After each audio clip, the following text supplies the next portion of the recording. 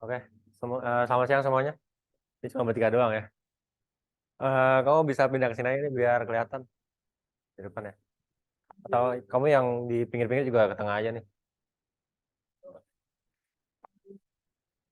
Ya.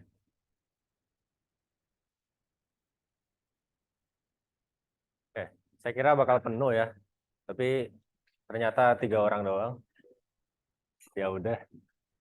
Oke, jadi hari ini kelas untuk persiapan UTS ADA ya. Bener kan? Nggak salah masuk kan ya? Oke. Jadi hari ini kita bakal bahas. Kayak udah nerima kisi-kisinya? Ya. Oke. Jadi kira-kira bakal ada fractional knapsack.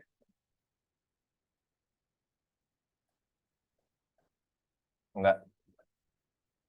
Habis itu Halfman,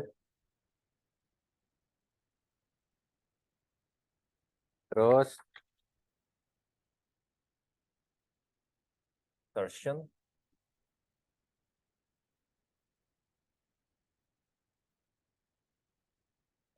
randomize,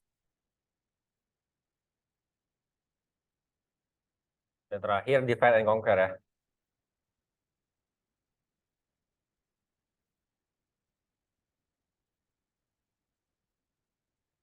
Ya, ini yang bakal keluar nanti gitu. Nah, kita bakal bahas satu persatu dari sini. Tuh. Nah, ini udah saya urutin dari yang termudah hingga yang tersulit. Jadi kita bahas yang mudah dulu, baru nanti bahas yang susah gitu ya.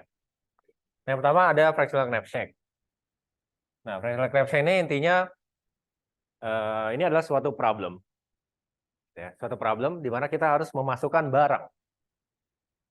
Masukkan berbagai macam barang ke dalam kantong. Kantongnya ini namanya knapsack. Ya.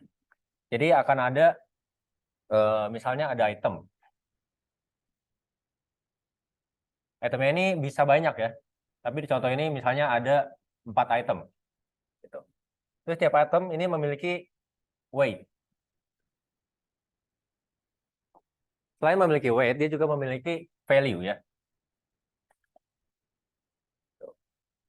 Nah, ini 5, 2, 3, 1, 20, 10, 16, 3.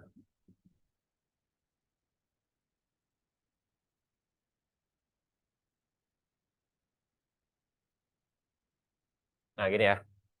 Nah, jadi nanti akan diketahui banyak itemnya apa aja, beserta dengan bobot dan harganya atau value-nya gitu. Selain itu juga bakal diketahui kapasitas knapsack ya. Jadi muat berapa kilo nih gitu. Nah, let's say di sini kapasitas kita 7. Ya, jadi kita cuma bisa bawa barang sebanyak 7 kilo. Nah, ini weight-nya semua dalam kilo. Nah, untuk menyelesaikan ini, jadi pertanyaannya barang apa aja nih yang harus kita bawa untuk memaksimalisir profit yang kita dapat. Ya. Nah, kita bisa pakai algoritma greedy ya. Greedy algorithm. Tuh. Di mana pada di greedy algorithm ini kita bakal membagi value dan weight gitu.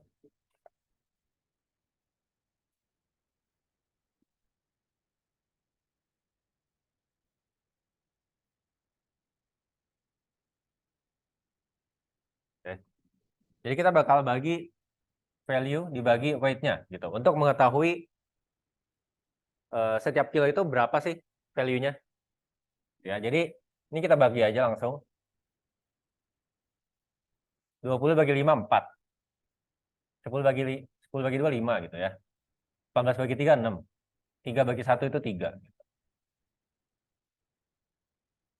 Nah, nanti kalau kita udah dapat nilai ini, berarti kita akan mendahulukan item yang memiliki nilai yang tertinggi. Gitu ya. Nah, nilai tertinggi kalau kita urutkan itu ada C, terus ada B, kemudian A sama D, gitu ya.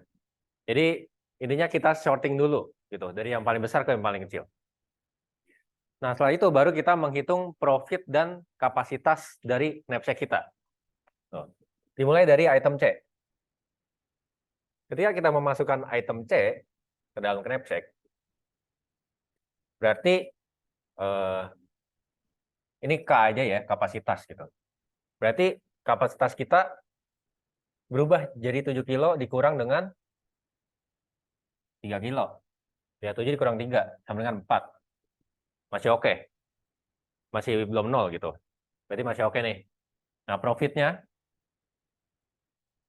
ini sama dengan 0 ditambah berapa nih harga si C? 18. Berarti jadi 18 gitu ya. Nah, berhubung kapasitasnya masih ada 4, berarti kita bisa next gitu ya. Nah, kita coba tambahin B. B gitu ya. Nah, kita cek dulu nih kapasitasnya masih muat nggak? Ini kita punya 4 dikurang 2. Sama dengan 2 kilo. Masih ada nih kapasitasnya. Berarti kita bisa masukin. Nah, kita tambahin lagi profitnya. Profit sama dengan 18 ditambah ini ya, 10. Jadi sekarang profit kita udah 28. Tuh. Nah, terus kita next lagi nih. Berarti ini B udah, next A. Kita masukin nih, coba A. Kita hitung kapasitasnya ya, dari 2. 2 dikurang 5, nggak bisa. Gitu ya. Yang berarti kita hanya bisa mengambil fraction dari item terakhir ini. Gitu ya. Karena dia punya 5, jadi kita habisin aja nih kapasitasnya. Kita 2 dikurang 2, sama dengan 0. Gitu. Nah, ini 2-nya dapatnya dari mana? 2-nya dapatnya dari, bukan ya, bukan di sini ya. Ya, ada ya kan? Ya. Nah, ini kita kurangin dulu 2 ya. Kita harus ingat bahwa di sini kita 2. Habis itu ketika kita menghitung profit, berarti 28 ditambah dengan, nah kita nggak bisa tambahin langsung 20 gitu. Karena kita cuma membawa 2 kilo dari 5 kilo gitu. Ya berarti ini 2/5 dikali 20. Gitu ya. Karena kita nggak bawa item si A ini, kita nggak bawa full. Kita cuma bawa 2 kilo doang. Nah, jadinya ini 5 bagi 1, ini 5, 4. Menjadi 36.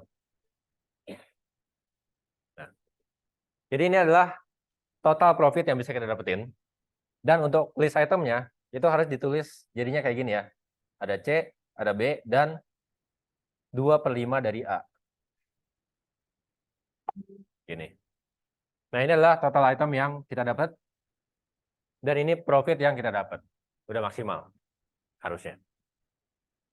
Oke, dari sini ada yang mau tanyain? Ya?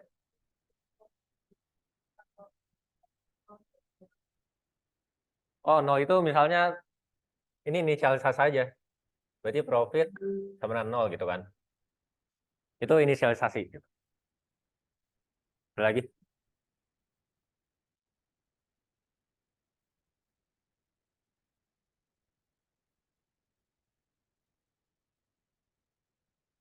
Apa? Oke, nggak apa-apa.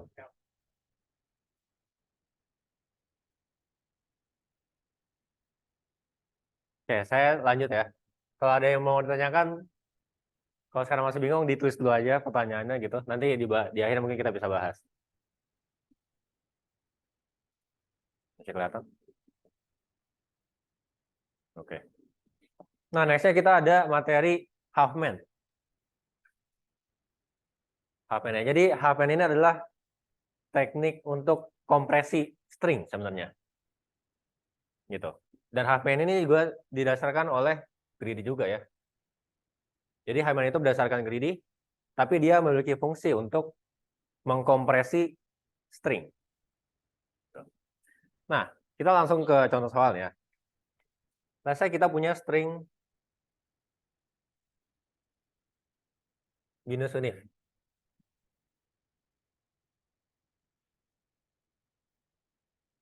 Gitu. Kita punya string kayak gini. Nah, habis itu biasanya kita bakal diminta untuk membuat half-man tree-nya nih.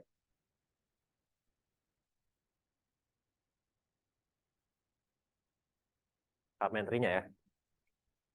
Nah, buat bikin half-man tree-nya ini, kita perlu menghitung setiap karakter itu ada berapa banyak. Jadi kita perlu menghitung frekuensi dari tiap karakternya. Jadi kita list dulu nih.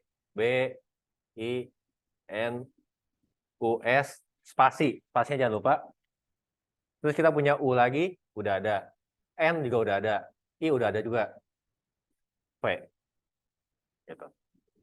Nah, ini kita hitung. B ada 1, I ada 2, N 2, U ada 2, S-nya 1, spasinya 1, sama V-nya 1. Gitu ya. Nah, kalau udah dapat kayak gini, kita bakal melakukan sorting. Dari yang paling kecil sampai yang paling besar frekuensinya. Ya. Nah, berarti kita bakal punya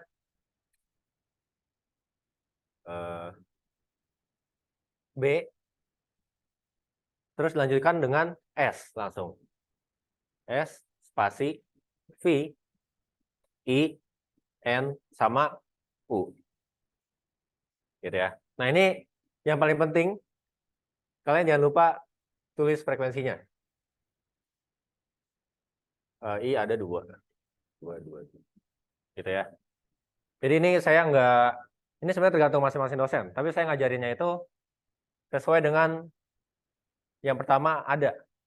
Gitu ya. Jadi ada juga yang harus sesuai dengan alfabet gitu. Nah, ini saya simpel aja. Nggak usah sesuai alfabet, tapi sesuai dengan urutannya aja. Gitu ya. Nah, kemudian kalau udah dapat kayak gini, ini intinya cuma 3 baris algoritma doang. Ya, jadi Haman itu ini sebenarnya adalah heap. Gitu. Yang kita perlu lakukan, 1, ekstrak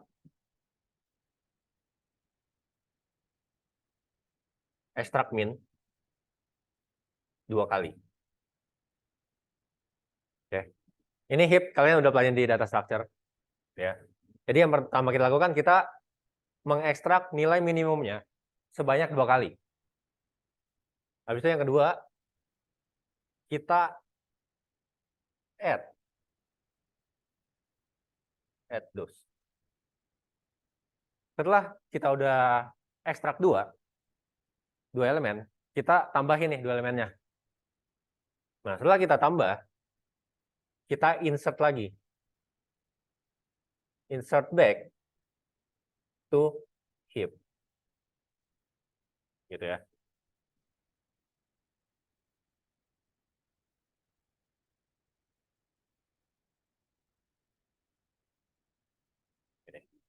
Nah, ini adalah heap awal kita. Nah, dari sini kita perlu mengekstrak min 2 kali. Berarti kita bakal ekstrak ini sama ini 2 kali. Ya kan? Nah, setelah kita ekstrak, kita tambahin angkanya. Berarti 1 tambah 1 sama dengan 2. Nah, setelah kita dapat nih 2, kita insert lagi ke heap-nya. Ya, sehingga nanti bakal jadi ini, terus ada V, I, N, U, DS gini ya. Nah, ini masing-masing masih 1, 1, 2. Nah, ini ada 2. Gitu. Tapi 2-nya terdiri dari B sama S. Ya. Nah, iterasi selanjutnya masih sama. Ekstrak min 2 kali, ditambah, terus diinsert balik. Berarti kita ekstrak spasi sama V, ditambahin nilainya, kita insert lagi. Sehingga dia bakal jadi di belakang. Ya. Berarti ini bakal jadi 2, 2, 2, 2, dan 2 ya. I, N, U. Ini BS, sama ada spasi V. Gitu ya. Selanjutnya masih sama, kita ekstrak I sama N berarti. Berarti nanti jadi U.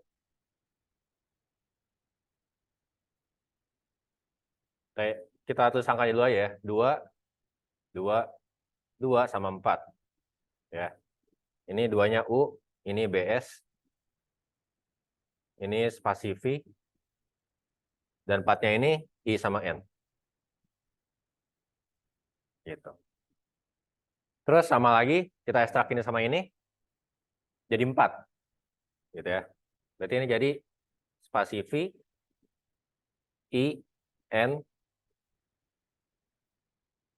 terus ada U, ada DS. Spasi V ini 2, IN 4, U 2, ini BS-nya 2 ya. Ini 2, digabungin jadi 4. Gitu. Nah, habis itu ini tambahin lagi berarti, ini sama ini jadi 6 berarti. Nah, setelah jadi 6, dia diinput balik ke sini. Sehingga dia bakal jadi 4, 2U, ada BS. Gitu ya. Terus ada spasi V, I, sama N. Ini 2, ini 4, dan ini 6. Gitu. Nah, habis itu ini kan tinggal sisa 2 ya, 4 sama 6. Terus ya udah tinggal diekstrak dua-duanya, ditambahin, naikin ke atas, terus diinsert balik. Gitu. Sehingga jadinya, ini saya tulis saja di sini, jadinya ada 10 di sini. Gitu ya.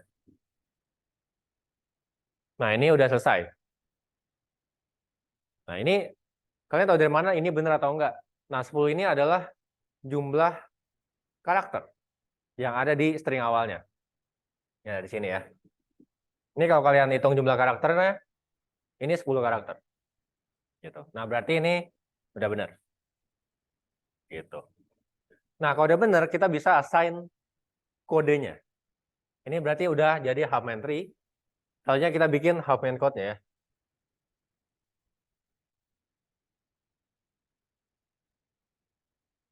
Nah, cara tahu code-nya ini seperti apa? Jadi ketika kalian udah dapat tree-nya, ini kalian bisa assign angka 0 dan 1 aja. Jadi sebelah kiri itu 0, sebelah kanannya itu 1. Jadi ini 0, 1, 0, 1, 0, 1. 0, 1, 0, 1, dan 0, 1. Gitu. Nah, ini kita bikin kode dari semua karakternya ya. Ada B,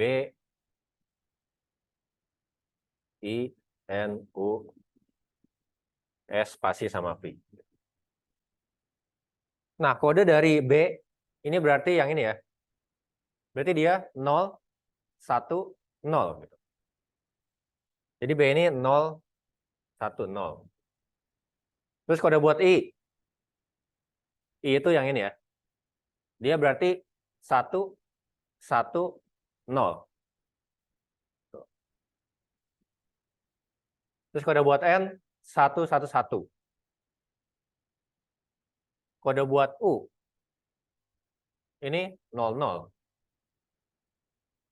Terus kode buat S, 0, 1, 1 ya. Buat spasi, itu 0, 0. Dan terakhir buat V, 1, 0, 1 ya. Nah, selesai. Jadi ini adalah representasi angka dari setiap karakternya. Gitu. Nah, seandainya nanti misalnya diminta untuk menghitung, oke, jadi berapa nih rate yang berhasil kalian kompres, gitu. Atau bisa juga kita sebut saving rate-nya ya, saving rate. Berarti ini adalah perbandingan kalau kita pakai Huffman tree versus kita pakai traditional tree. Nah, kalau tradisional, ini saya nggak perlu gambarin, tapi ini punya rumusnya sendiri. Untuk menentukan, oke, ini adalah angkanya, ini berarti bitnya. Nah, kalau kita punya 3 angka di sini, berarti ini pakainya 3 bit. Yang ini juga 3 bit, gitu ya. Ini 3. Nah, ini karena cuma ada 2, ini cuma pakai 2 bit. Ini pakai 3 bit, ini 3 juga, dan yang terakhir juga 3 bit. Gitu. Nah, kalau yang tradisional, ini nggak bakal ganti-ganti. Jadi semua lengthnya itu bakal sama. Kalau 1,3 berarti semuanya 3 gitu. Kalau 1,4 semuanya 4. Kalau 1,2 semuanya 2 gitu. Nah, tapi gimana cara kita untuk menghitung itu? Pertama kita lihat dari sini. Ada berapa jenis karakter yang unik? Kita hitung. 1, 2, 3, 4, 5, 6, 7. Kan? Jadi ada 7 karakter yang unik.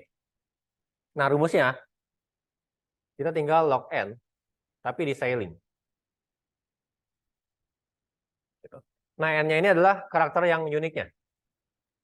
Berarti log 7. Tapi kita sailing. Nah, maksud dari sailing ini adalah kalau seandainya hasilnya itu 2,1, berarti dia bakal jadi 3. Gitu ya. Nih, misalnya contoh lain hasilnya 3,2, dia bakal jadi 4 langsung otomatis. Gitu ya. Nah, itu adalah sailingnya.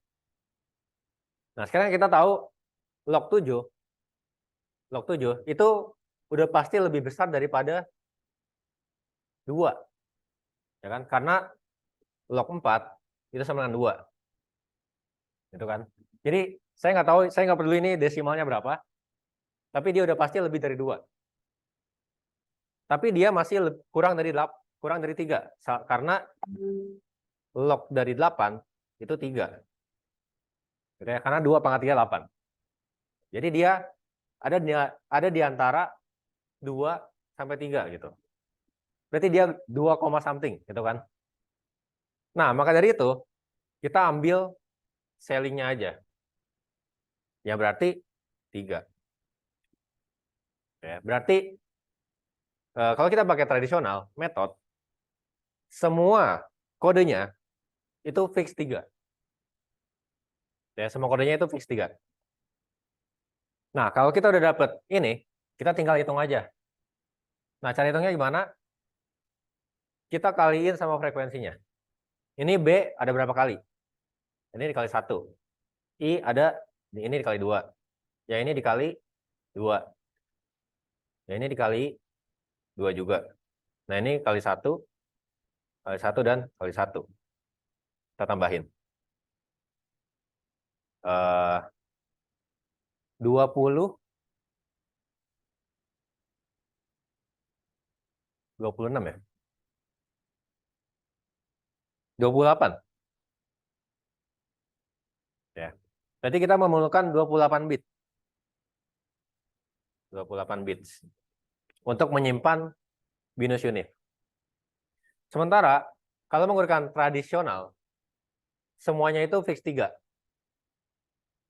Nah, kalau semuanya fix 3, kita tinggal kaliin aja sama total angkanya. Total karakternya. Ya berarti 3 kali 10. Dan 30. 30 bits. Ya. Nah, terus gimana cara ngitung saving rate-nya? Buat ngitung saving rate-nya ini, kita tinggal 30 dikurang 28 dibagi totalnya 30 terus dikali 100% ya. Tuh. Nah, ini berarti 2/30 kali 100%. Ini sekitar 6,67%. Berarti dengan menggunakan Huffman code, kita berhasil menyimpan storage kita sebanyak 6,6% dibandingkan dengan tradisional length. Gitu. Oke, dari sini ada yang mau tanyain? Ya. Kenapa? Tradisional. Tradisional itu intinya kalian tinggal pakai ini aja nih. Nah, N-nya ini adalah jumlah karakter unik. Ya. Kenapa? 3 kali 1 itu 3 2 itu Oke. 3 ini itu dapat dari jumlah angka di sini. Gitu ya. Nah, ini jumlah angkanya 3 kan, berarti 3. Ini jumlah angkanya 2, berarti 2 gitu. Terus ini dikali 1, kenapa? Ini kali 2, kenapa? Ini adalah frekuensinya. Nah, iya yang di situ. Oke. Oke, ada lagi?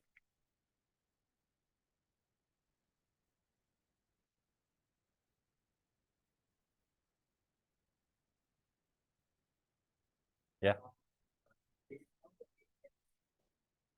Tradisional itu lebih efisien ketika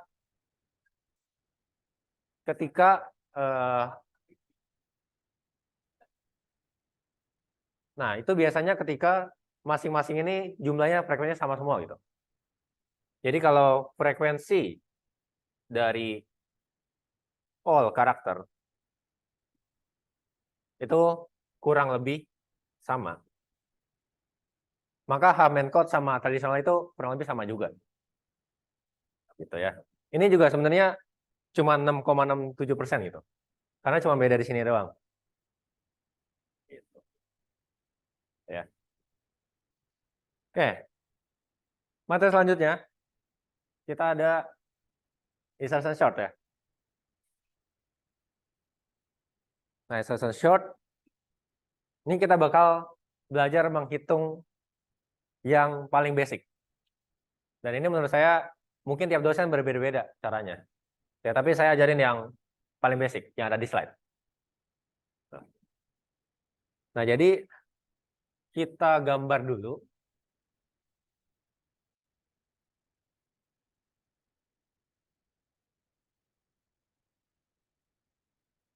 Kita tulis dulu pseudocode-nya ya. Untuk insertion.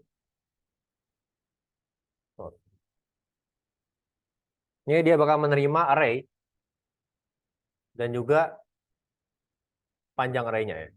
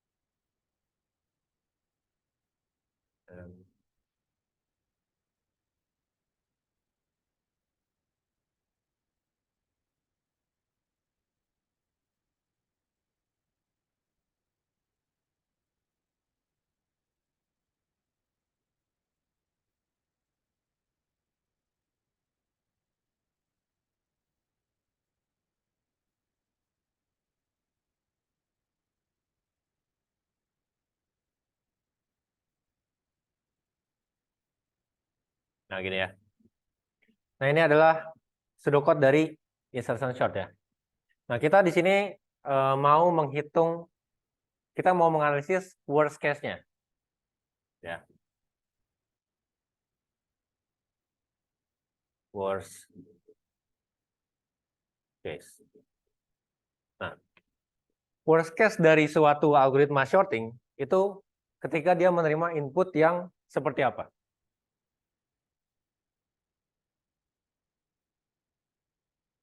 Oke. Jadi worst case dari suatu algoritma shorting itu adalah ketika dia menerima input yang udah di short tapi terbalik. Ya. Misalnya 4, 3, 2, 1. Nah, ini adalah input yang sifatnya worst case. Ya. Karena algoritma ini ya harus berubah ini menjadi 1, 2, 3, 4. Gitu. Nah, ini berarti yang paling banyak kerjaan intinya. Gitu ya. Nah, dari contoh ini kita coba simulasiin nih. Ya, kita coba simulasiin instruction short. Tapi untuk menghitung worst case analisis secara asimptotik, itu pertama kita harus memiliki suatu konstan C. Dan juga kode itu dijalankan sebanyak berapa kali. Ya. Jadi konstan ini adalah ibaratnya harga yang kalian bayar ke si komputernya.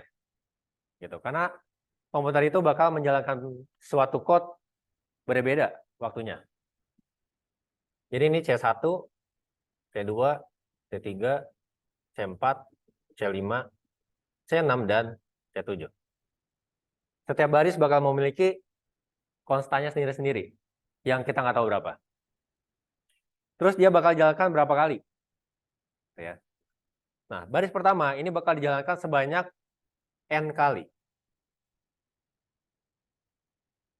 Terus baris kedua, karena dia ada di dalam for, dia ada di dalam looping, maka dia bakal dijalankan sebanyak N dikurang 1.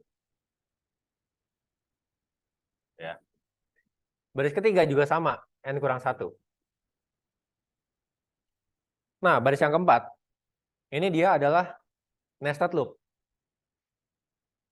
Gitu ya. Dia adalah nested loop gitu. Kita nggak tahu ini berapa. Nah, ini masih dipertanyakan berarti. Nah, kita coba lihat contohnya nih. Kan kita mau analisis worst case ya. Nah, kita coba lihat nih. Nah, sekarang kita jalanin ketika I-nya sama dengan 2. I sama dengan 2. Ketika I sama dengan 2, maka 3, 2, 1.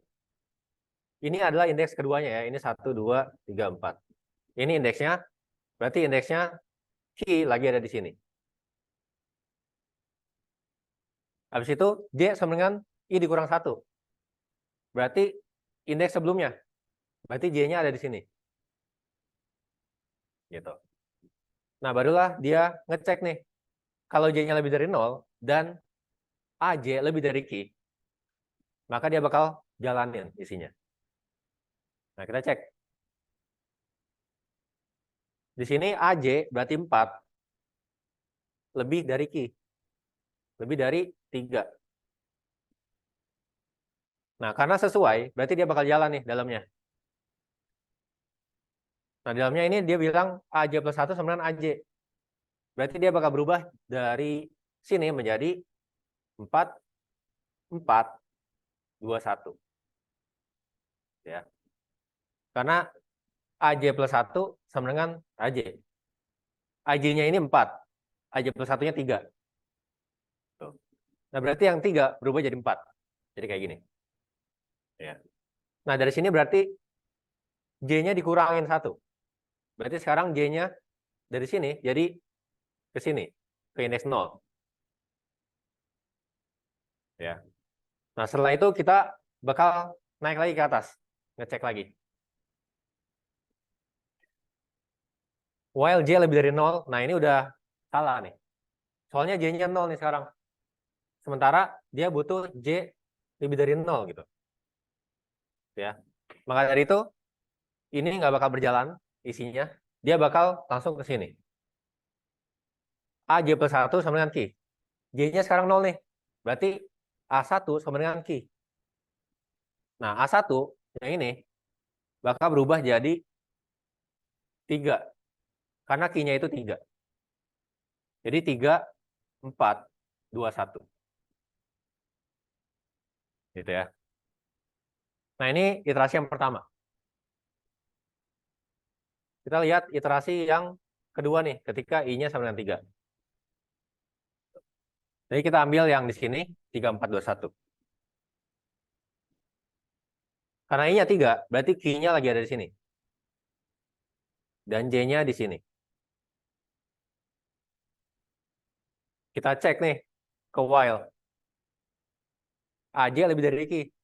4 lebih dari 2. Benar. Berarti isinya dalamnya jalan. Ya.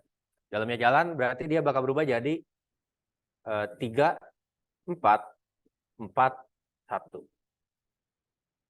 Dan J-nya bakal pindah ke sini. Ya. Terus kita bakal jalanin lagi nih. Berarti sekarang kita bandingin 3 lebih besar daripada Q. Q-nya itu masih 2 di sini. 3 lebih besar dari 2. Benar. Berarti jalan lagi nih dalamnya. Berarti ini bakal jadi 3, 3, 4, 1. Ya. Dan J-nya bakal di indeks ke 0. Nah, dari sini, karena J-nya udah lebih daripada 0, karena J-nya ini sama 0, dia nggak bakal jalanin isinya lagi. Dia langsung ke bawah. AJ plus 1 sama dengan Q. Berarti A1 sama dengan 2. 2, 3, 4, 1. Ya. Terus, yang iterasi terakhir ketika I sama dengan 4. Nah, pastinya sama dengan 4, kita ambil lagi yang 2, 3, 4, 1.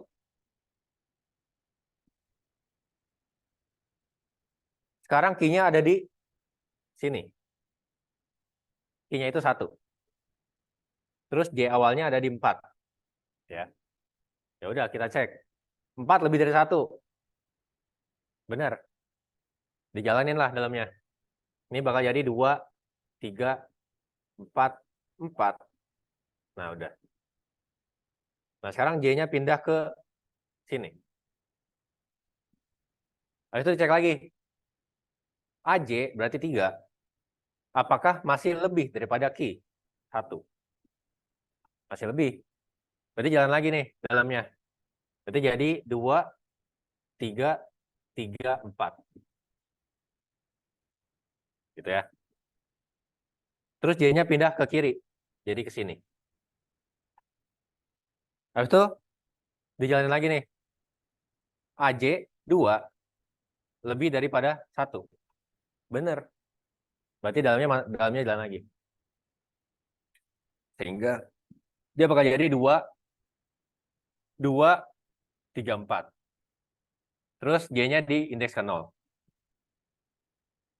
Nah, karena J-nya udah di indeks 0, dia cuma bakal jalanin ininya buat ngecek. Buat ngecek doang, terus dia lanjut ke bawah. AJ plus 1 sama dengan Q. Jadi 1, 2, 3, 4. Selesai. Gitu ya. Nah, terus pertanyaan awalnya kan kita mau ngitung berapa banyak while-nya berjalan gitu kan. Nah, kita bisa hitung dari panahnya ini aja. Ketika I-nya sama 2, dia berjalan sebanyak 1, 2. 2 kali. Ketika I-nya 3, dia berjalan sebanyak 1, 2, 3. 3 kali. Nah, ketika I-nya 4, dia berjalan sebanyak 1, 2, 3, dan 4. Dia jalan 4 kali. Jadi totalnya ketika N sama dengan 4, totalnya di sini itu adalah 2 tambah 3 tambah 4. Gitu ya. Nah, ini bisa kita anggap sebagai arithmetic series. Ya, arithmetic series itu adalah bentuknya kayak gini ya, jadinya sum of sampai N I sama dengan 1 I. Kayak gini ya. Ini arithmetic series pada umumnya. Nah, tapi di sini kita nggak punya 1. Karena kita mulainya dari 2 gitu. Nah, sehingga ini kita ubah mulainya dari 2. Sehingga dia bakal berjalan sebanyak ini. Gitu ya. Nah, terus gimana cara ngitungnya kalau kayak gini? Nah, rumus untuk menghitung arithmetic series secara umum itu adalah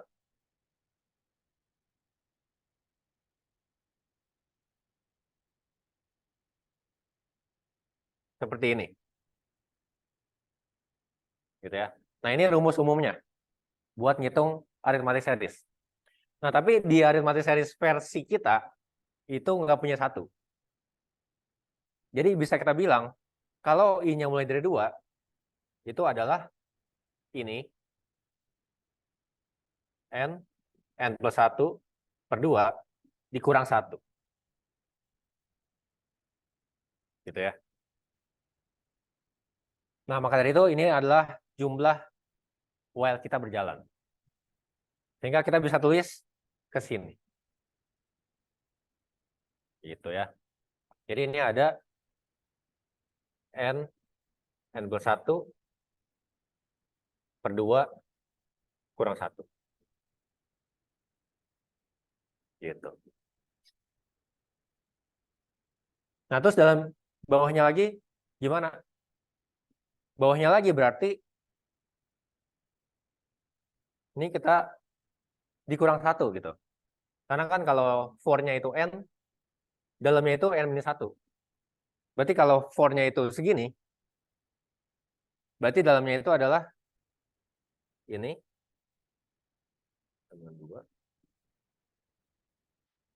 Kayak gini ya. Gitu. Nah, ini selanjutnya bisa disimplifikasi lagi menjadi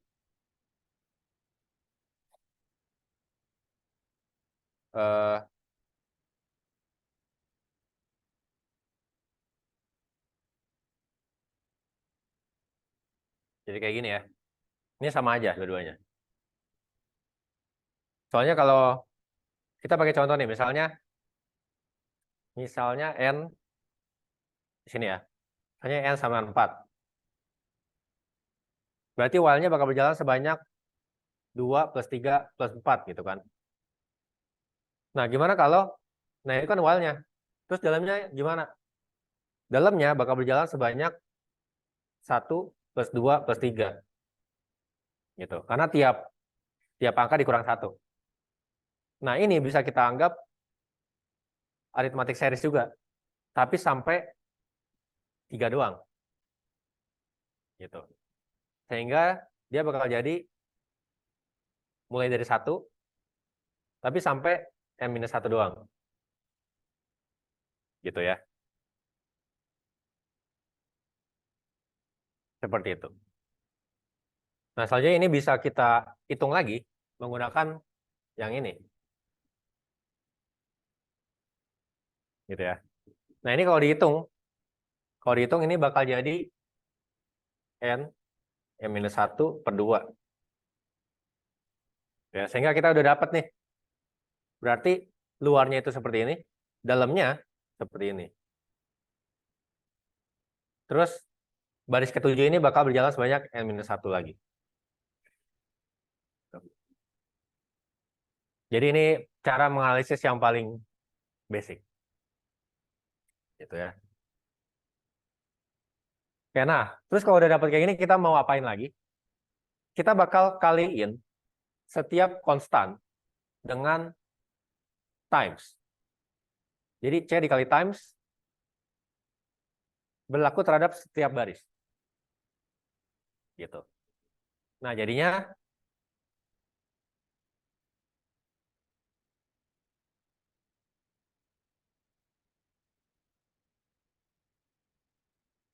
di sini saya hapus ya.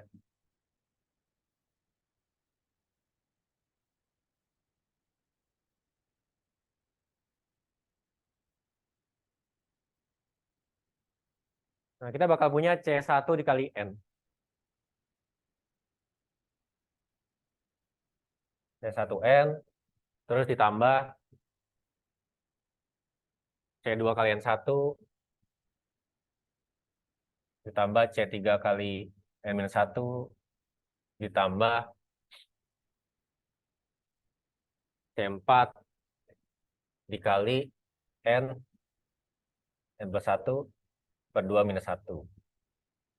Ditambahin lagi sama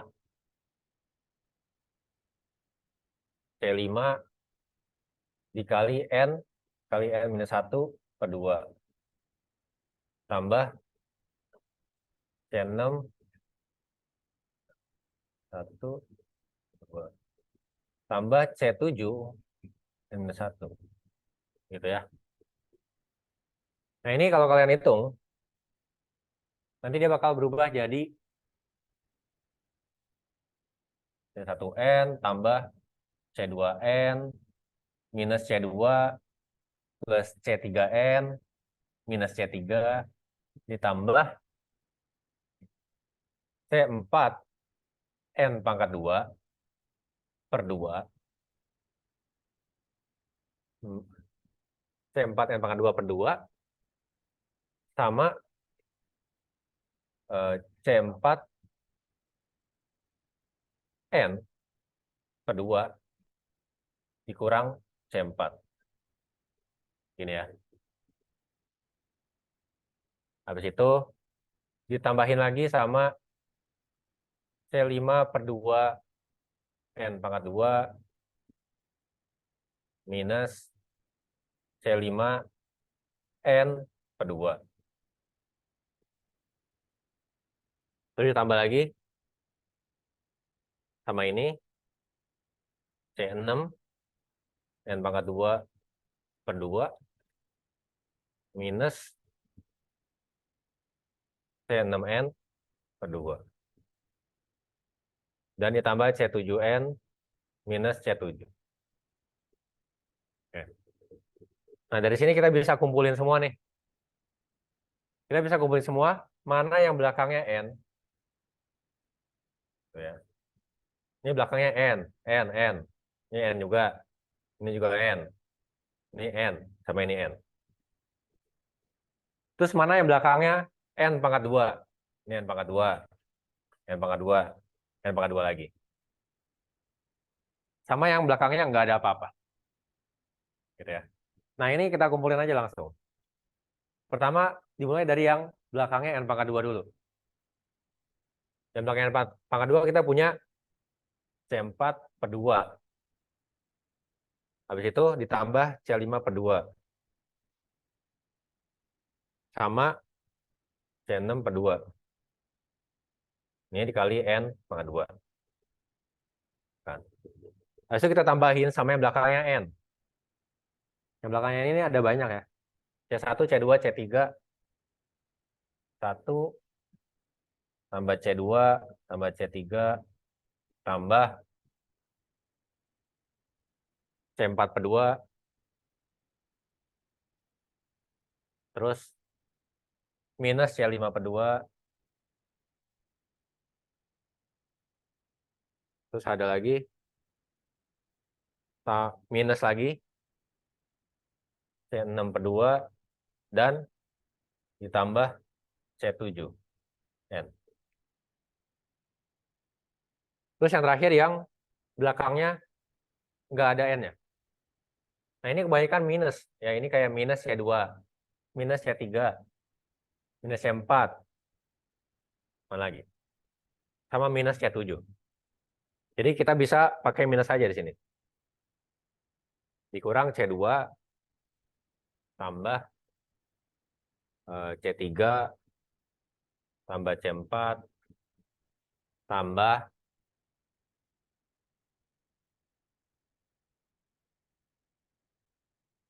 nah gini ya. Nah selesai. Nah ini kita bisa anggap sebagai A. Yang ini adalah B. Dan yang ini C. Gitu. Jadi kita bakal dapat secara general Tn sama dengan A N pangkat 2 plus Bn plus C. Gitu. Nah dari sini kita ubah menjadi asimptotik. Ya. Cara ngubahnya, pertama kita ambil nilai yang sifatnya itu leading term, berarti yang paling gede. Berarti kita ambil ini. Ya. Berarti kita udah punya AN pangkat 2. Setelah kita ambil yang paling depan, kita hapus konstannya. Berarti A ini kan konstan. Kita hapus. Sehingga tersisa N pangkat 2. Jadi Tn sama dengan O N pangkat 2. Gitu. Gitu ya. Kayak mau tanyain?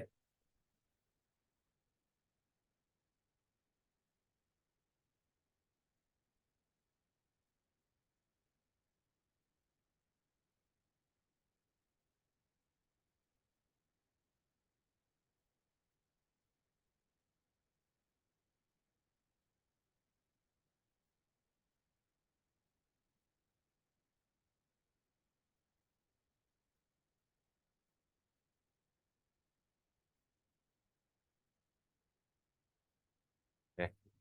Nah, tapi sebenarnya rata-rata dosen itu cuman, kan kalau ON ini sebenarnya adalah suatu konstan dikali dengan N, gitu kan.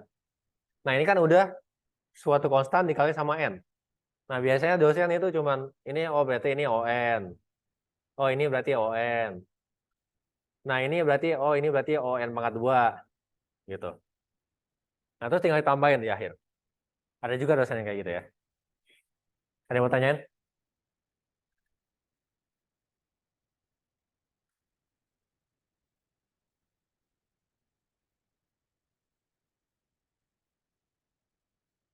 Ya, nggak ada ya. Nah, kalau ada kita next. Nah, ini udah. Harusnya kalau udah 3 ini harusnya minimal 60 kayaknya. Nah, next kita ada randomize nih. Randomize. Di sini kita bakal bahas algoritma random search.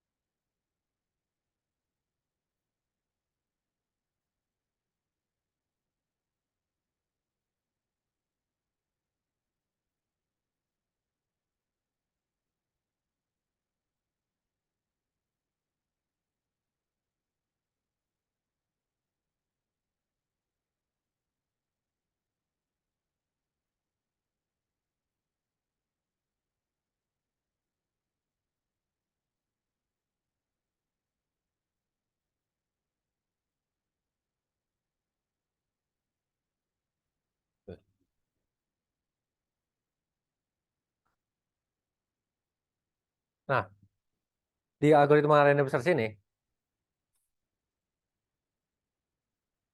kita bakal diberikan suatu array A, yang berisikan elemen yang sifatnya itu unsorted. Ya. Terus kita juga bakal dikasih jumlah elemennya. Ini adalah value yang kita search, yang mau kita cari.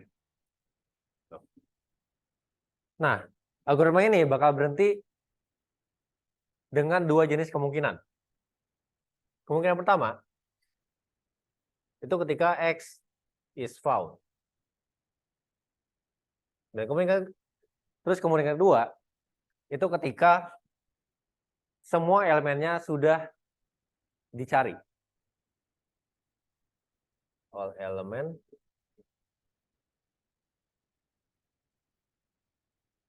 are search. Ya. Jadi entah ketika X-nya ini ketemu atau semua elemennya ini udah dicari gitu. Nah, jadi pertama kita inisialisasi dulu si PN. PN ini fungsinya untuk ngecek setiap elemen yang ada dari array-nya. Udah pernah dicari atau belum? Ya. Terus kita punya C ini adalah count-nya. Dan ini adalah index. Nah, while, jadi selama count-nya ini belum mencapai N, ya, jadi kita bakal ngitung nih. Kita bakal ngitung counter ya. Kita bakal ngitung count dari elemen yang udah pernah kita cari. Kalau dia belum sampai N, berarti ini bakal jalan terus. Tapi kalau dia udah N, berarti nggak ketemu X-nya, dia return -1. Berarti nggak ketemu kalau -1, gitu ya. Nah, tapi selama C-nya ini kurang, atau C-nya ini belum N, pertama dia bakal merandom index dari 1 sampai N. Ya. Ini let's say ini adalah array kita. Indeksnya itu dari 1, 2, 3, 4, 5. Ya. Di dalam random search, dia bakal nyarinya secara random indeksnya. Jadi kalau di sini random 1 sampai 5, bisa aja keluar 2. Bisa aja keluar 4 gitu. Bisa aja keluar 5 gitu kan. Kita nggak tahu, soalnya random. Ya. Nah, setelah dipilih indeksnya, kita lihat indeks yang ini itu X bukan. Kalau ternyata benar X, kita return indeksnya. Nah, habis itu kita cek juga nih dari si PI nih. Jadi PI ini adalah array yang lain yang jumlahnya sama juga. Ini adalah A, ini adalah P gitu ya. Nah, ini isinya antara 0 atau 1 aja. Di mana kalau 0 berarti elemennya ini belum kecari. Kalau 1 berarti udah pernah dicari. Ya. Nah, kalau dia 0, dia bakal set jadi 1 di sininya. Kemudian count-nya bakal ditambah. Gitu. Nah, udah. Gitu doang. Ya, jadi intinya dia bakal search secara random. Nah, dari sini let's say bahwa X-nya itu sama dengan frekuensi ya. Frekuensi dari nilai X itu cuma ada exactly 1. Exactly 1 atau nggak ada sama sekali. Gitu ya. Jadi let's say kita punya array 4, 3, 5, 1, 2. Gitu. Terus X-nya itu sama dengan 1. Nah, berarti jumlah 1 di sini cuma 1 doang kan? Jadi occurrence-nya itu cuma ada 1 doang. Nah, beda lagi kalau X-nya itu ada 2 gitu. Misalnya X 1, 1, 2, 4, 3. Berarti di sini jumlah occurrence-nya itu ada 2, bukan 1 lagi. Nah, di sini kita ngomongin ketika frekuensi dari X itu cuma 1. Nah, kalian diminta untuk menghitung kira-kira berapa kali si while ini bakal berjalan sampai dia menemukan X. Gitu ya. Nah, ini kita bisa pakai indicator random variable.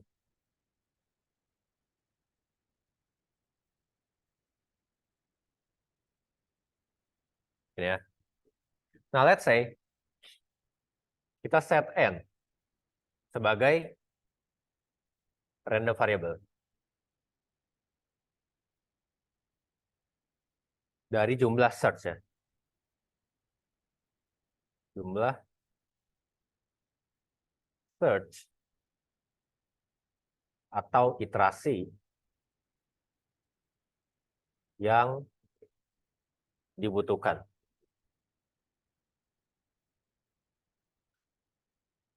Yang jumlah search atau iterasi yang dibutuhkan sampai kita ketemu X. Nah, ini kita bisa, berarti expected value dari si N ini adalah sama dengan sum dari probability bahwa I iteration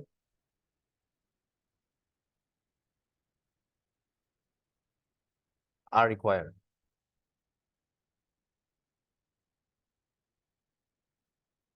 Gitu ya. Di mana I-nya ini sama dengan 1. Ya. Jadi kita bisa ngitung probability-nya nih. Ini PR ya, probability. Probability dari setiap iterasi yang memungkinkan. Jadi ketika I-nya itu cuma butuh 1, berarti probability-nya berapa? Terus ketika I-nya itu 2, probability-nya berapa? Terus I-nya 3, probability-nya berapa? Dan seterusnya. Karena kita nggak tahu sebenarnya butuh berapa sih iterasinya. Gitu. Nah, di sini kita bisa pakai binomial trial.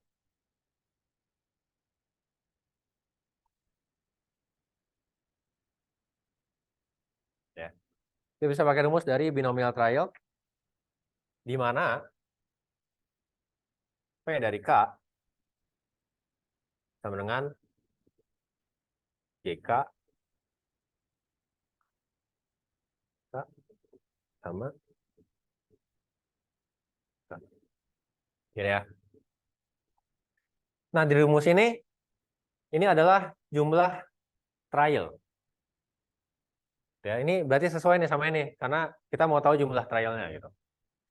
Di mana J-nya ini adalah total trialnya. Dan K adalah trial sukses. Ya. Nah, total trial di sini kita bisa anggap ini adalah I. Ya. Dan trial suksesnya itu berarti adalah sebanyak 1. Karena frekuensi dari si X itu cuma 1 doang. Sehingga yang sukses itu cuma bisa 1 doang. Gitu. Habis itu kita juga punya P sama Q. Di mana P ini adalah probability sukses. Dan Q ini adalah probability fail. Gitu. Nah, kemungkinan suksesnya, karena kita cuma punya 1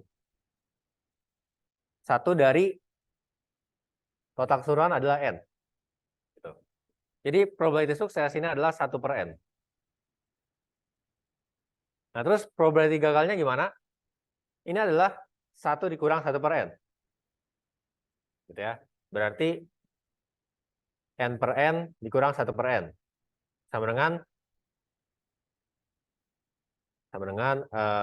N-1/N. Gitu. Nah, berarti di sini kita udah dapat P-nya berapa, Q-nya berapa, J-nya itu berapa, dan K-nya berapa. Jadi kita bisa masukin ke sini. Berarti ini sama dengan 1 dari, nah ininya ya, kita belum hitung. Oke. Nah, ini disebutnya binomial koefisien, tapi saya rasa kalian lebih familiar sama kombinatorial. Ya. Kombinatorial ya. Ya. Ini kombinatorial J sama K berarti J faktorial, J dikurang K faktorial, K faktorial. Gitu ya. Nah, di sini J-nya itu kan adalah I atau jumlah iterasinya. Trial suksesnya atau K-nya itu 1. Jadi kita bisa langsung masukin nih. Berarti ini adalah I faktorial dikurang I dikurang 1 faktorial, 1 faktorial. Gitu. Dan ini totalnya adalah I. Ya. Sehingga JK-nya ini adalah I. Kita tulis I. Habis itu P pangkat K itu 1/n dipangkat 1. Habis itu kita punya N bagi 1. N kurang 1 bagi N pangkat J dikurang K. Berarti pangkat I kurang 1. Gitu ya. Nah ini atasnya sebenarnya kita nggak tahu berapa. Jadi kita bisa anggap ini tak berhingga. Gitu. Nah dari sini kita bisa keluarin si 1/n ya. Kenapa? Karena dia tidak berhubungan langsung dengan I. Jadinya kita keluarin aja bisa 1/n I sama dengan 1 gini I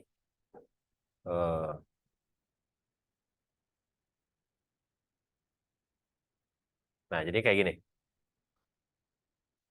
Nah kalau dapat kayak gini, ini kita bisa sederhanakan menggunakan geometrik series yang turunan dari Taylor. Oke. Nah ini saya nggak bakal jelasin karena saya rasa di Matis juga nggak dijelasin soal ini. Tapi rumusnya secara umum itu kita punya sum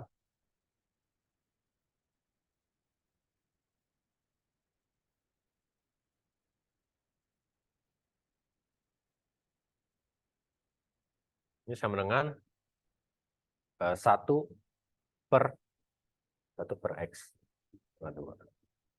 Ya. Nah, jadi kalau kita dapat kayak ginian, ini sama dengan begini. Gitu ya. Nah, ini mirip nih. Ini udah mirip nih.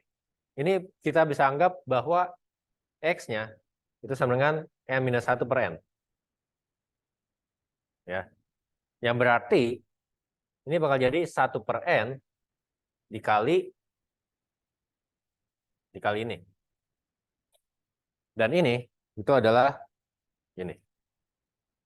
1/n dikali 1/1 dikurang N-1/n dipangkatin 2. Gitu ya. Nah, ini kita lanjutin ke sini. Ini kita hitung dulu aja nih dalamnya. Berarti dia bakal jadi 1/n dikali 1/n/n dikurang N-1/n pangkat 2. Berarti N dikurang N ditambah 1. N dikurang N tambah 1, 1/n ya. Per N dikali 1/N pangkat 2. Oke. Nah ini pangkat 2-nya masukin aja ke sini sama ke sini. Jadi kita bakal dapat 1/N dikali 1/N pangkat 2. Terus yang bagian ininya kita balik. Jadinya 1/N dikali N pangkat 2. Gitu ya. Sehingga ini udah simple. Kita tinggal coret aja. Ini sama ini. Sehingga hasilnya N. Ya. Nah, berarti ketika ditanya kira-kira expected case atau expected value dari jumlah iterasi yang dibutuhkan berapa, itu berarti jawabannya sebanyak n kali. Atau tergantung dari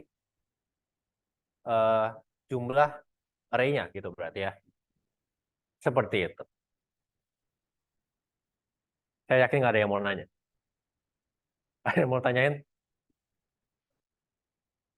Apa? Binomial trial. Ya, itu bisa kalian cari. Rumus binomial trial itu yang ini nih.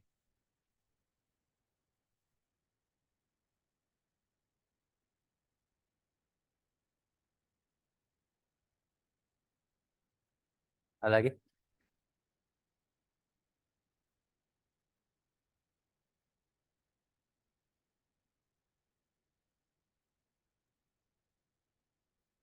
Nah, mantap. Ada ya?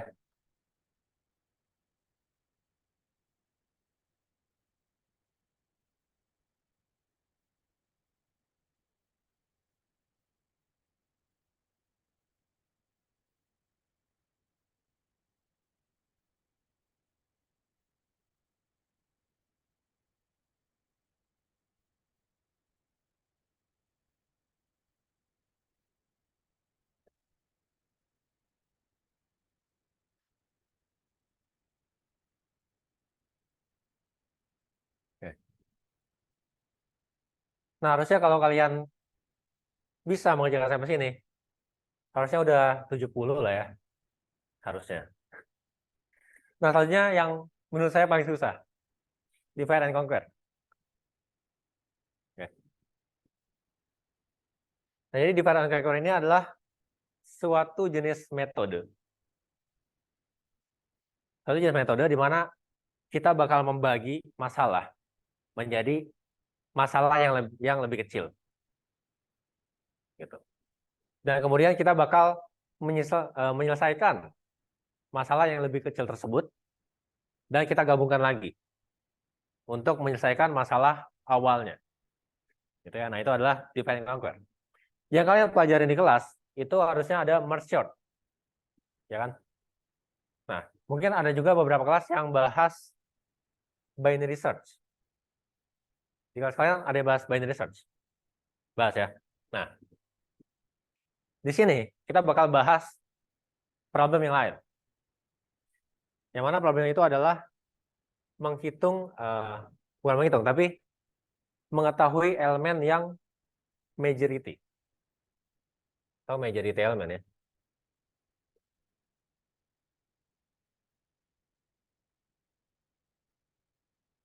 Ya.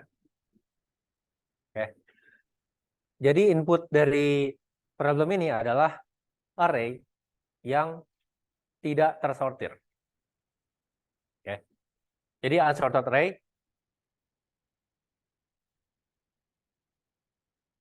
habis itu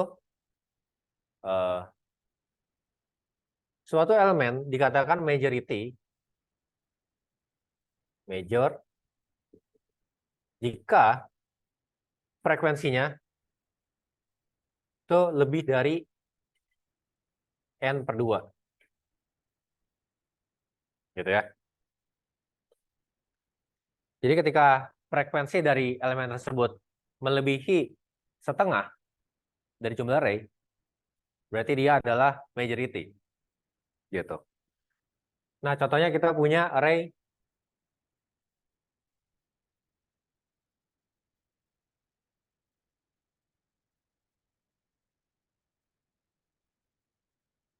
kayak gini. Nah, ini arraynya unsorted kan. Nah, menurut kalian dari array ini elemen apa yang sifatnya majority? Mayoritas. Satu. Satu ya. Nah, mayoritas di sini adalah 1. Karena ini totalnya 8.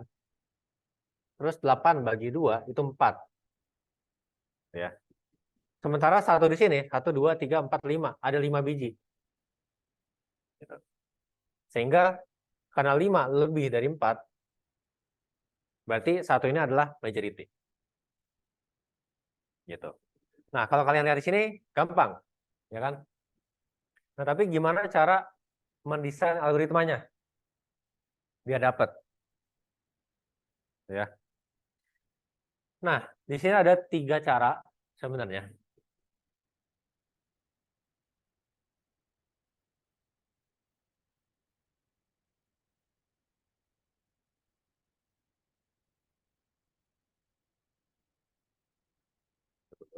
Eh,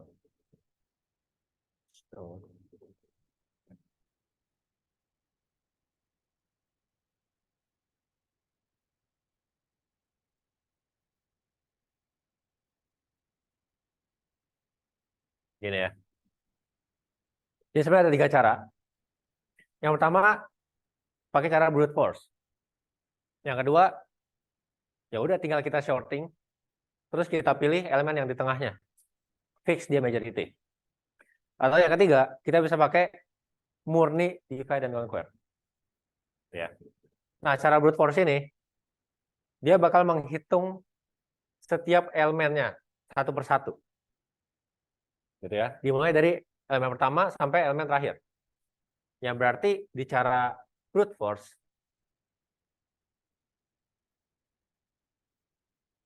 ini kita bakal butuh A, ya. Array A sama jumlahnya.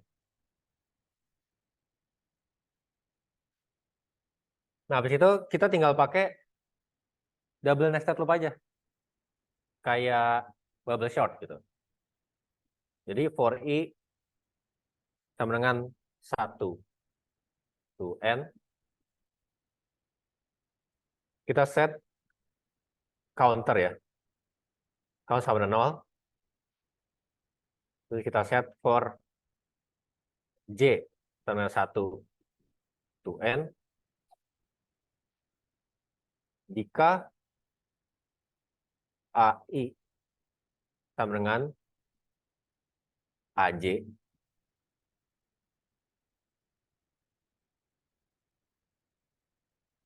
maka count-nya plus-plus.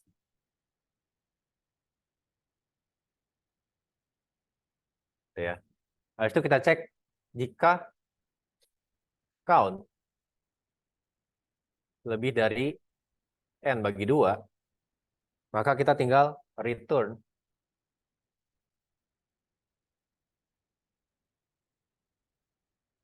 si A ya. Kayak gini.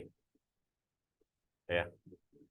Nah, ini adalah cara yang sifatnya naif atau cara brutalnya. Gitu. Nah, ini dimulai dari elemen pertama.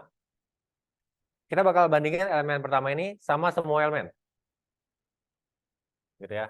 Terus kalau ternyata jumlahnya lebih dari N bagi 2, kita langsung return. Tapi kalau enggak, kita bakal ke elemen keduanya. Nah, di elemen keduanya kita hitung juga, kita bandingin sama elemen 1 sampai terakhir. Buat ngitung jumlahnya. Gitu ya. Sehingga, nah ini kalau ketemu, kita return. Kalau nggak ketemu, dia lanjut lagi. Gitu. Nah, ini berarti bakal memiliki kompleksitas sebanyak ON pangkat 2. Ya. Karena dia double nested loop. Sama kayak bubble short. Ya. Terus nested loop-nya itu sampai N juga dua-duanya. Jadi kita bisa anggap ini ON pangkat 2. Nah, sampai sini masih ngikutin? Ya. Nah, cara kedua. Ini kita bisa pakai shorting. Nah, shorting ini kalian tinggal lihat pseudocode dari merge short. Ya. Jadi pada shorting A N, ini kalian tinggal set aja elemen yang namanya left sama dengan 1 gitu. Terus right-nya sama dengan N. Habis itu kalian tinggal panggil aja merge short gitu.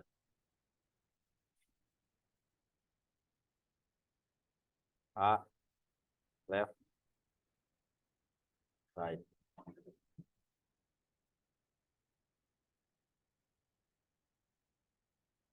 Nah, dari sini kita bisa langsung return A n per 2. Nah, buat codingan atau pseudocode merge-nya silakan kalian lihat di slide ada. Kita shorting dulu semuanya. Kayak yang ini ya. Kalau yang ini kita shorting dulu nih. Ini bakal jadi 1 1 1. Tuh 2 3 4. Gini kan setelah di shorting. Nah, kalau udah gini kita tinggal ambil aja AN bagi 2. Berarti indeks yang di tengahnya. Ini kan 8. 8 bagi 2 4. Berarti A4. Ya. Ini 1 2 3 4. Berarti yang ini kita ambil. Gitu. Nah, ini udah pasti majority elemen. Karena majority itu yang lebih dari setengahnya. Ya. Nah, ini kompleksitasnya ini berarti karena merge sort membutuhkan O n log n. Nah, ini sisanya O1 gitu ya. Ini juga O1. Ini juga O1. Sehingga totalnya itu adalah O n log n. Tapi kita pakai shorting. Kayak gitu. Nah, ini nanti kalau misalnya ini kalian nggak bisa kayak gini ya. Kalau nanti jawab di soal. Kalian harus jabarin merge sort-nya itu kayak gimana. Gitu. Oke, sampai sini masih terbayang? Masih lah ya.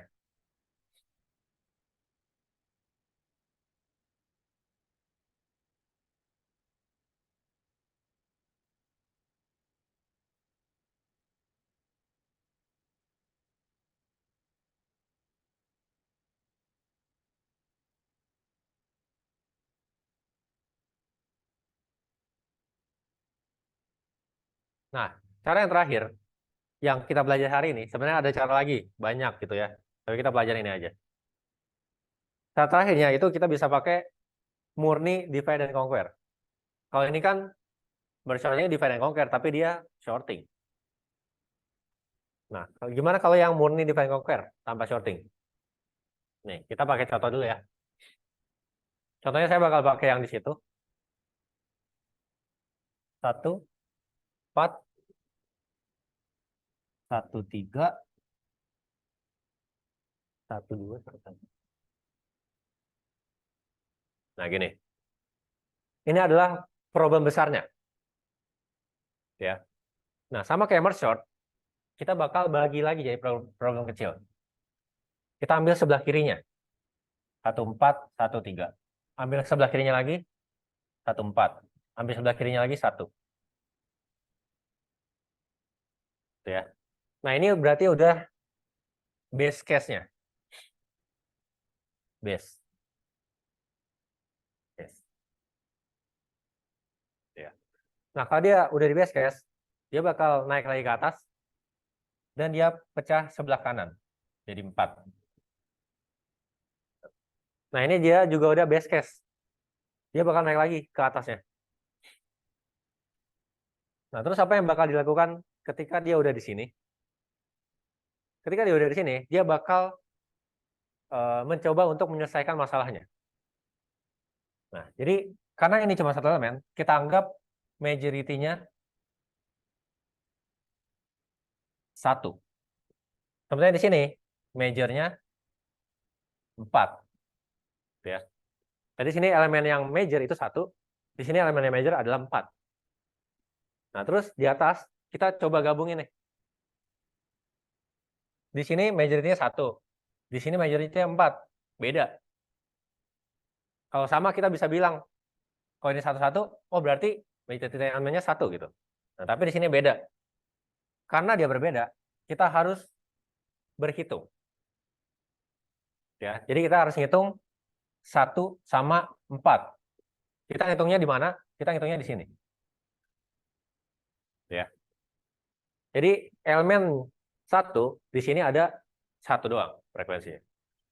Sementara elemen 4 di sini ada 1 juga. Gitu ya. Jadi di sini ada 1, 4, di juga ada 1 doang. Nggak ada elemen yang melebihi, ini kan 2 ya. Berarti 2 bagi 2 sama 1. Nggak ada elemen yang melebihi 1 di sini. Sehingga ini bisa kita anggap hasilnya -1. Ya berarti nggak ada majority element. Ya. Nah, kalau dari sini dia bakal naik ke atas dan ke kanan. 1, 3, ke kiri. 1, ini udah base case. Naik lagi ke atas, dapat 3. Udah base case juga, naik lagi ke 1, 3. 1, 3 juga sama kayak gini. Ya kan? Nggak ada majority elemennya. Ya berarti ini bakal -1. Nah, ini kan udah dapat ya. Ini kiri, ini kanan. Nah, majority elemen di kiri sama yang ada di kanan, ini sama. Sama-sama -1. Berarti kita udah nggak usah ngitung lagi. Intinya di sini, kalau kita gabungin, majority elemennya adalah -1. Ya berarti nggak ada majority element. Oke. Nah, kita dapat di sini, kita balik lagi ke paling atas berarti. Terus kita bagi nih, 1, 2, 1, 1, ke kiri, 1, 2, kiri lagi 1. Nah, ini sama lagi kayak yang sebelumnya. Naik,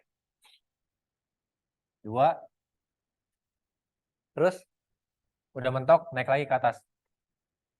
Majority di sini 1, di sini 2. Beda. Beda kita hitung, hasilnya nggak ada yang melebihi 1. Ya, karena di sini count-nya 1, di sini juga 1. Nah, berarti ini kita gabungin jadi -1. Kita balik lagi ke atas. Ini ada 1, 1, kiri 1, kanannya 1. Nah, kita balik lagi ke sini.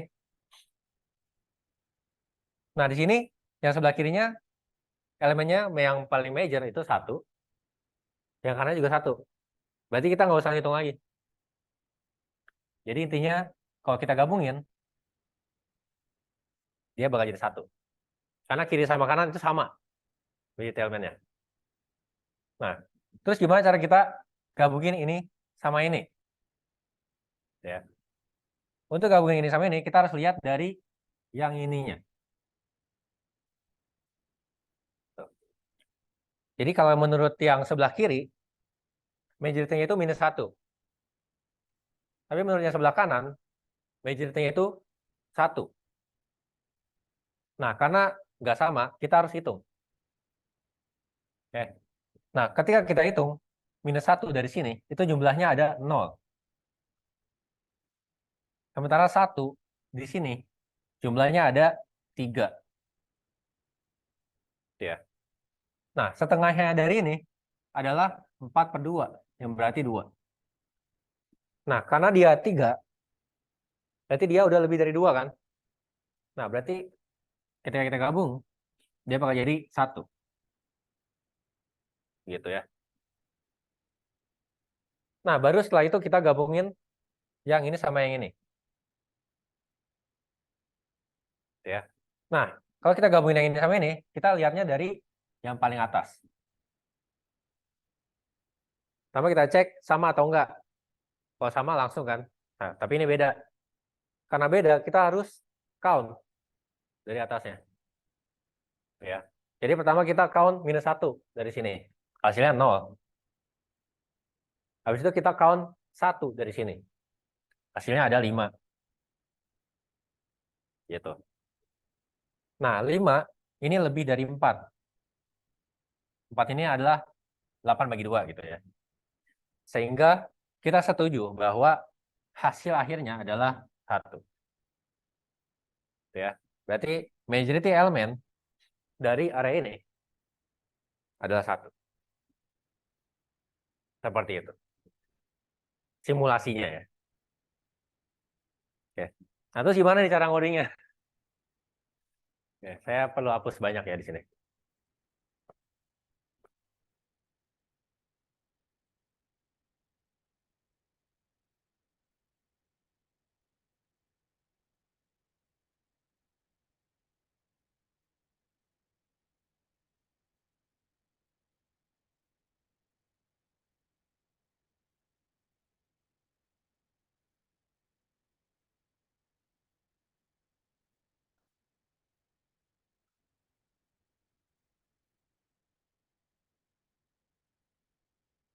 Oke. Nah, jadi kita buat suatu fungsi namanya majority misalnya.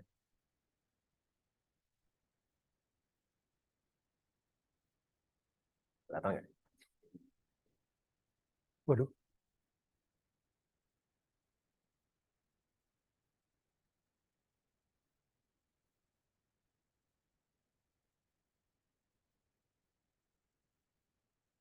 Oke. Nah, ini majority dan dia bakal menerima input array left sama right.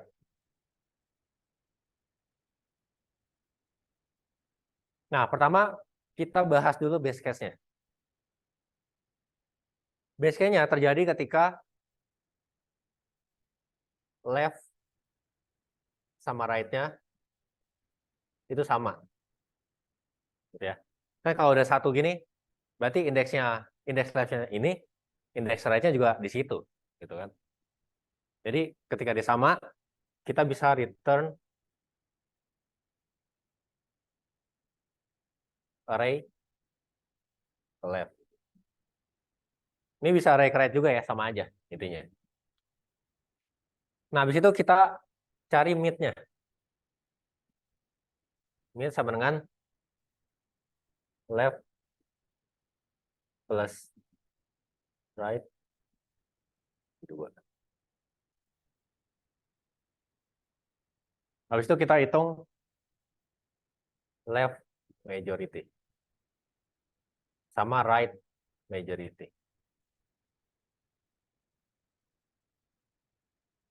Nah, ini kita bakal menggunakan divide ya. Jadi kita divide ke kiri, ke kiri, ke kiri, ke kiri terus gitu.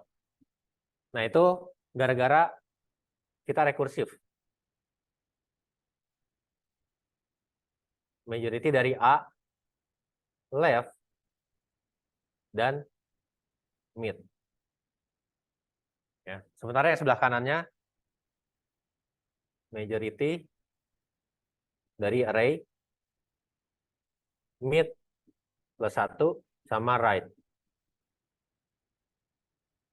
Ini ya. Nah, ini alasannya kenapa dia ke left dulu. Gitu di awal-awal. Left dulu, left, left, left, left lagi. Nah, habis itu kita mau cek sebelah kiri sama sebelah kanannya sama atau enggak. Nah, kita udah dapat nih, majority sebelah kiri, majority sebelah kanan. Kita cek if L major sama dengan R major,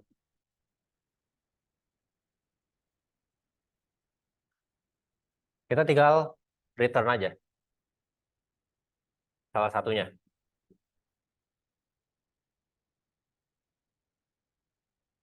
Ya. Nah, gimana kalau nggak sama? Kalau nggak sama, kita harus ngitung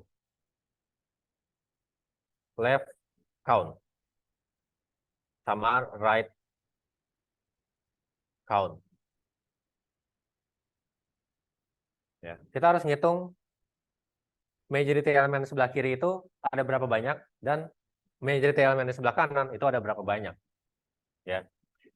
Nah, ini kita bisa selesaikan dengan memanggil fungsi count aja. Count dari A,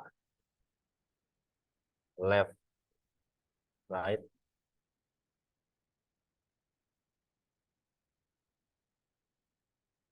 L major.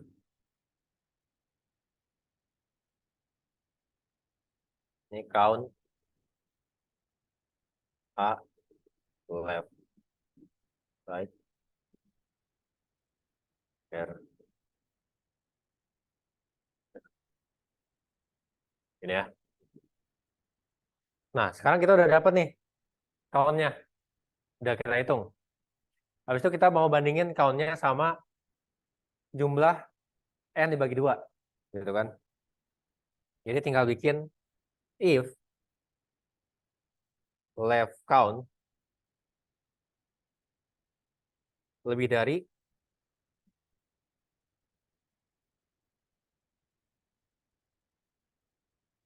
right dikurang left plus 1 bagi 2. Maka kita return L major. Else jika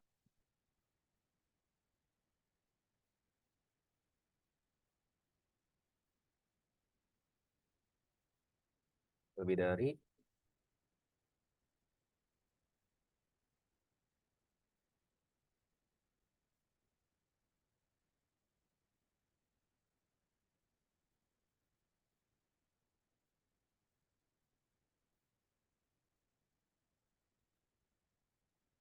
sisanya, berarti else kita return min 1.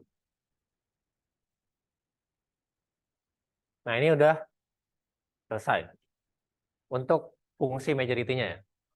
Gimana kalau fungsi count-nya gitu? Fungsi count-nya berarti bakal menerima array left, right, sama value. Ya. Nah, kita set C sama dengan 0. C-nya ini adalah counter. Habis itu kita langsung for aja. I sama dengan L to R. Jika A ke I sama dengan val, maka C++. Return C. Gini ya. Jadi ini cuma untuk menghitung elemen file, elemen value di dalam suatu array A. Gitu ya. Nah, udah kelar gini. Nah, terus ini kompleksitasnya berapa? Nah, ini kompleksitasnya, anggaplah ini adalah Tn. Ketika dia memanggil dirinya sendiri di sini, ini bisa kita anggap sebagai Tn bagi 2. Karena dia cuma ngambil setengahnya doang dari A. Ya kan? Ini juga Tn bagi 2. Gitu. Nah, ini berapa kali? Ini 1 kali, ini 1, 1. Ini 1 kali juga, 1 kali juga. Nah, ini bakal berjalan sebanyak N kali.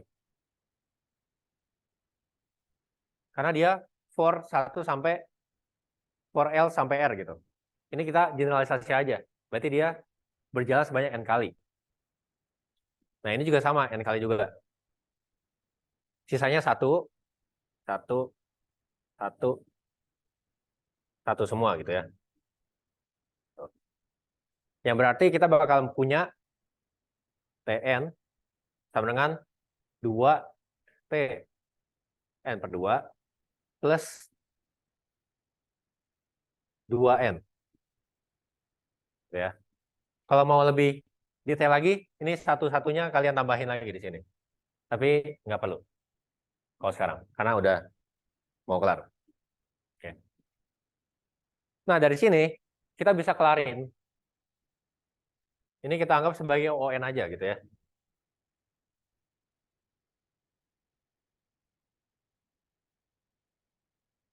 Ini kita bisa kita kelarin pakai master method aja.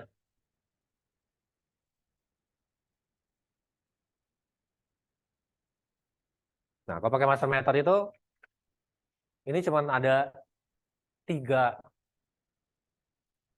case doang. Ya. Jadi, Tn sama dengan A. Tn per B plus Fn. Case yang pertama, ketika Fn lebih dari N pangkat log BA. Case yang kedua, Fn lebih kecil dari N log BA. Case yang ketiganya, Fn sama dengan N log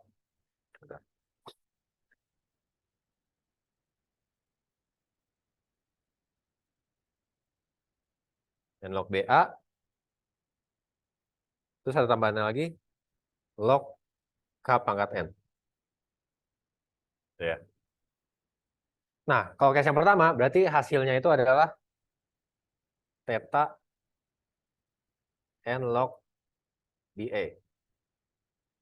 Yang kedua, ini adalah theta Fn. Dan yang ketiga, ini adalah theta N log BA log K plus 1N. Ini ya. Nah, di sini kita bisa lihat berarti A-nya itu adalah 2.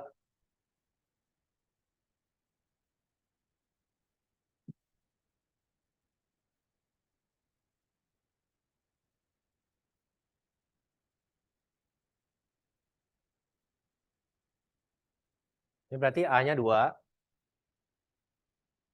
Habis itu B-nya juga 2. Fn sama dengan N. Ya, nah ini tinggal kita masukin aja ke rumus. Ini berarti N titik-titik dari N log N log 2 dari 2.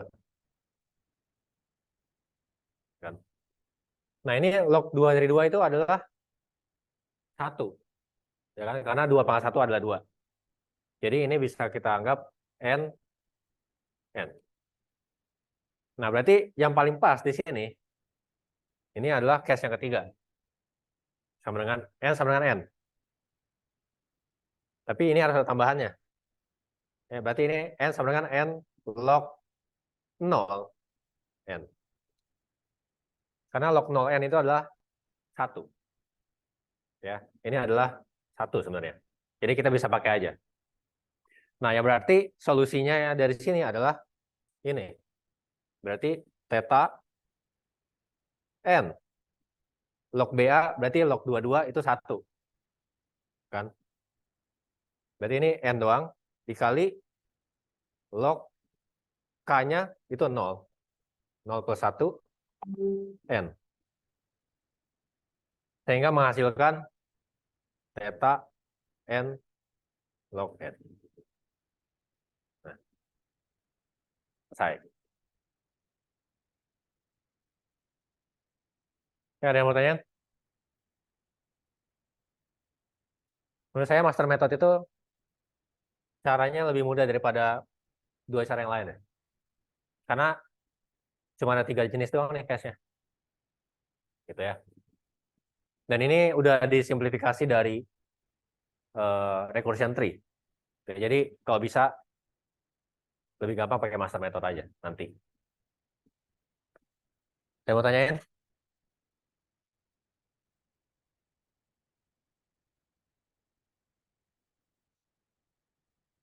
Bilang kemana ya?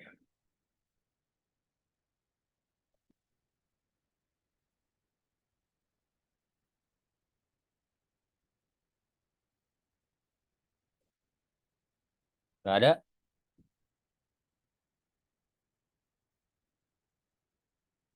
Nggak ada nih. Udah pasti jam 3:05 nih sekarang.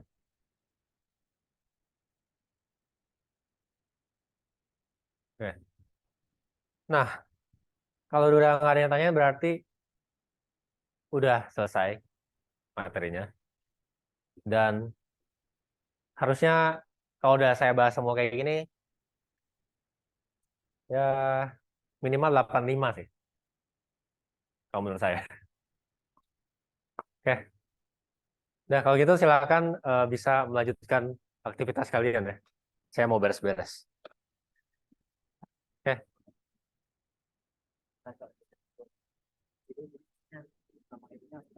Apa? Asymptotic analysis. Time complexity analysis. Bisa juga. Oke. Oke.